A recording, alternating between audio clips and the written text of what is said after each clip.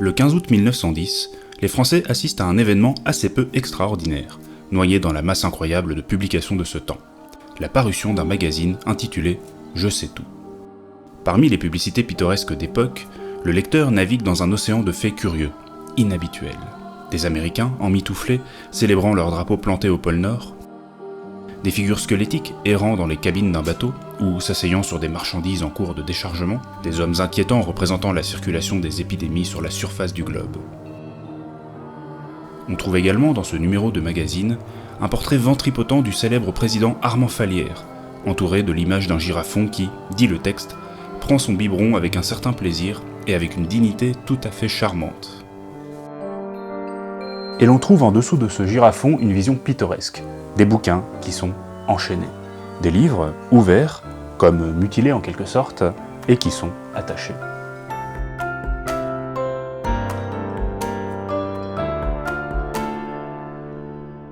Comment ça, des livres enchaînés ? Le livre, ce fantastique objet de savoir, ce réceptacle de connaissances, ce puits sans fond de bonheur, de découvertes, de secrets, d'hérésie, comment le livre s'est retrouvé attaché, mutilé et privé de sa liberté ? Pourquoi diable les Anglais auraient-ils voulu, à Hereford, attacher le livre et semble-t-il au Moyen-Âge ? Et si je vous disais que pendant plusieurs siècles, jusqu'au XVIIIe et même un peu au-delà pour les plus pittoresques, le livre a pu ainsi être enchaîné à un pupitre, voire à un pilier ?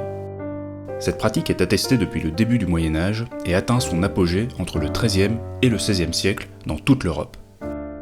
Après tout, si je vous dis qu'on enchaînait ainsi les livres au Moyen-Âge, vous pourriez trouver ça bien naturel, et peut-être même y voir une sorte de preuve de l'obscurantisme de cette époque.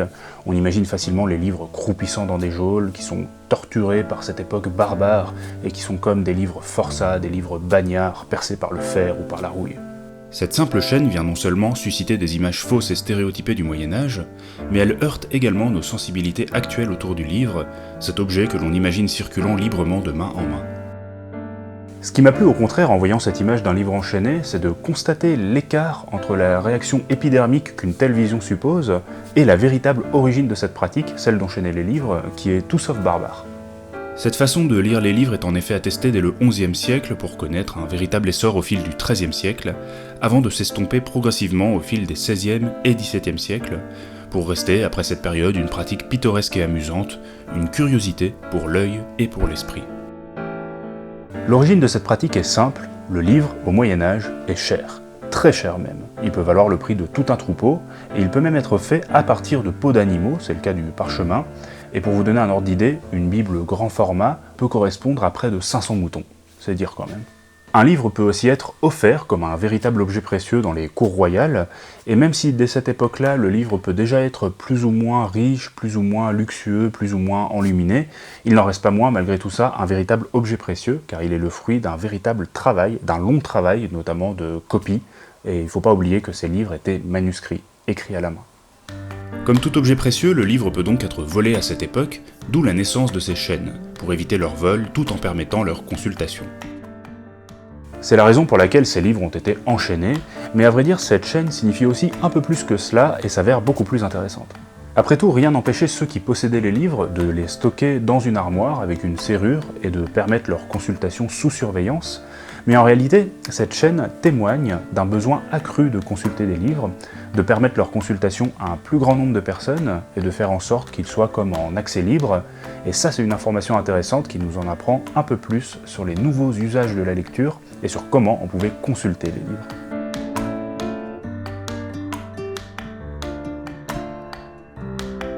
Pour recontextualiser un peu plus, il faut s'imaginer à quel point l'usage du livre au Moyen-Âge était parfois important et dans certains contextes en particulier. Les clercs, les différents membres d'ordres religieux par exemple, s'appuyaient sur une pratique très régulière du livre et structuraient leur vie dans les abbayes autour de cet objet. Le livre apparaît dans les messes comme lieu de la parole divine, matérialisé pendant les offices religieux, et cet usage du livre a pu se renforcer au fil du Moyen-Âge à mesure que la pratique du livre s'est diffusée.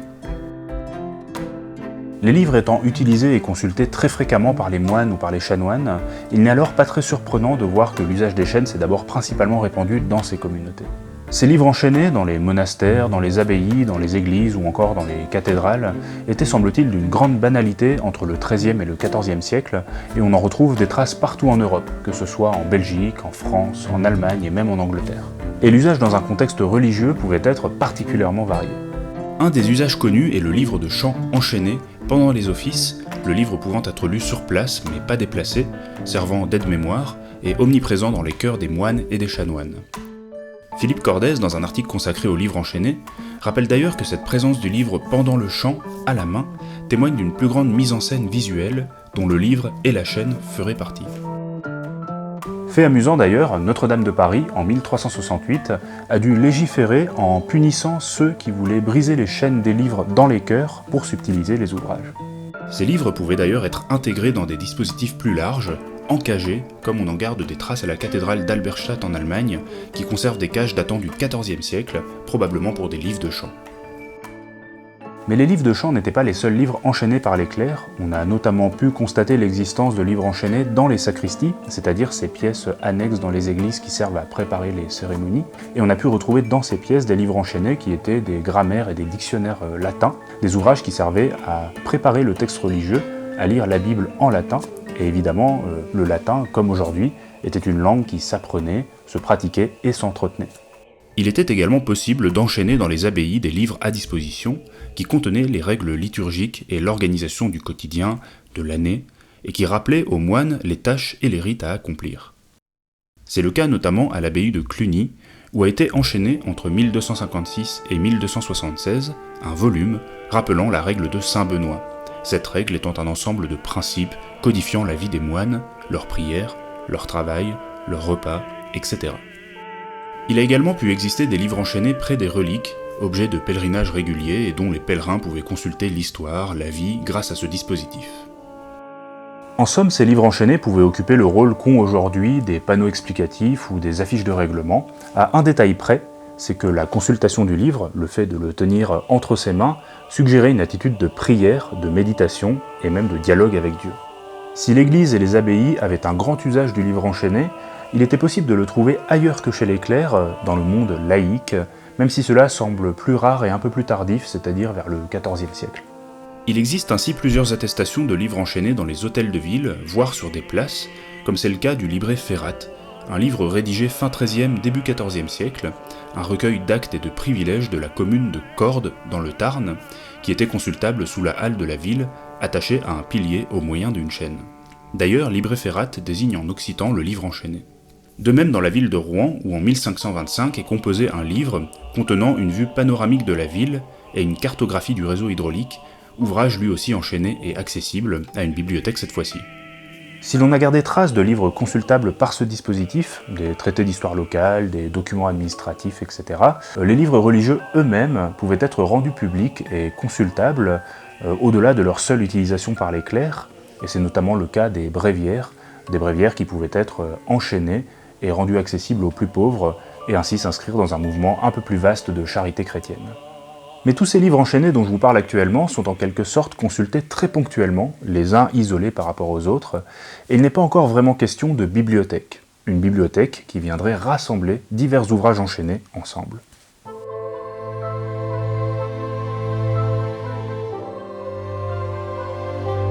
Pour le moment, cette petite enquête sur le livre enchaîné permet de visualiser quelques usages très précis. Un livre attaché pour le chant dans une abbaye, un dictionnaire enchaîné pour préparer la messe en amont, une règle de conduite mise à disposition de tous, etc. Mais peut-on imaginer un rassemblement de livres enchaînés, une bibliothèque enchaînée ? Plusieurs bibliothèques anglaises, notamment celle de la cathédrale d'Hereford, sont réputées encore aujourd'hui pour cette présentation spectaculaire. Sauf que ces constitutions de bibliothèques enchaînées se sont faites dans un second temps, puisque avant le XIIIe siècle, il faut plutôt s'imaginer les bibliothèques comme des armoires, comme des pièces ou comme des niches fermées, et des niches qui servaient davantage à stocker les livres plutôt qu'à les consulter. Un changement progressif s'opère toutefois, très intéressant, entre le milieu du XIIIe siècle et le début du XIVe siècle. La demande de consultation de livres augmente, l'importance de la lecture sur support écrit s'accentue, et le rapport au savoir commence à changer, avec un souhait de lire davantage les textes, et de plus les commenter, les discuter et les étudier. C'est dans ce contexte-là que se développent les premières bibliothèques enchaînées, dont une des plus représentatives est celle de l'université de la Sorbonne à Paris. Robert de Sorbon fonde, en effet, en 1257 un collège d'études et constitue un fonds de livres, une bibliothèque, grâce à de nombreux legs privés, des ouvrages dont les membres de l'université peuvent permettre l'accès aux étudiants. Une bibliothèque enchaînée est ainsi constituée à la toute fin du XIIIe siècle. Un catalogue de 1338 décrit d'ailleurs la présence de 1720 volumes, dont environ 300 sont consultables enchaînés, dans une salle de lecture dédiée, la Magna Libraria, et sur des pupitres. Preuve de son succès, cette salle est agrandie en 1321 et on exige alors que soit enchaîné le meilleur exemplaire de chaque ouvrage, car à cette époque, une œuvre, de manière générale, existe sous différentes formes, sous différents états et de qualité variable en fonction de la qualité de la copie. Parallèlement à ces livres consultables, la bibliothèque de la Sorbonne proposait une paroi libraria, c'est-à-dire un système de prêt de livres, ce qui est assez intéressant puisqu'on pourrait croire, à tort, que les livres enchaînés supposent une certaine forme d'immobilité du savoir, des livres qui seraient sédentaires et comme rivés à leur pupitre. En réalité, c'est l'exact inverse qui se passe, puisque l'essor du livre enchaîné coïncide avec une plus grande circulation du livre dans son ensemble, les systèmes de prêt se perfectionnent et aboutissent à une sorte de système double et complémentaire, avec d'un côté des livres enchaînés en consultation sur place, et de l'autre des livres en circulation. Dans le sillage de la Sorbonne, les bibliothèques enchaînées se généralisent dans toute l'Europe, dans les églises, les hôtels de ville, au début du XIVe siècle. Des salles de lecture se créent et la civilisation du livre se renforce. En Italie, la ville d'Assise et sa bibliothèque, dont nous conservons un catalogue datant de 1381 à la fin du XIVe siècle, laissent imaginer l'apparence d'une salle de lecture. 181 livres attachés par des chaînes à 18 pupitres, à raison de 6 à 18 volumes par pupitre, des ouvrages religieux, des bibles, des sermons et du droit principalement. Aussi surprenant que cela puisse paraître, étant donné les symboles que l'on peut associer à ce qu'est une chaîne, le livre enchaîné occupe bien une place importante dans l'histoire de la diffusion du livre et de sa consultation, mais aussi dans la construction du savoir que l'on peut faire à partir d'eux, puisque l'objectif de tels lieux, de ces bibliothèques enchaînées, était bien la production d'un savoir livresque à partir de la compilation de sources. La signification de cette chaîne, ce qu'elle représente symboliquement, varie d'ailleurs considérablement selon le point de vue qu'on adopte, et presque aucune de ces significations ne correspond à l'image que l'on pourrait s'en faire de prime abord. Elle symbolise avant tout la protection d'un objet précieux pour l'époque, mais pour permettre sa consultation. Elle peut aussi permettre le catalogage plus concrètement, puisqu'en attachant le livre à la bibliothèque, on évite de disperser et mélanger les ouvrages. Ce symbole même de la chaîne, très tôt, a pu suggérer l'idée d'une certaine stabilité, d'un ordre qui serait contenu à l'intérieur des livres lui-même.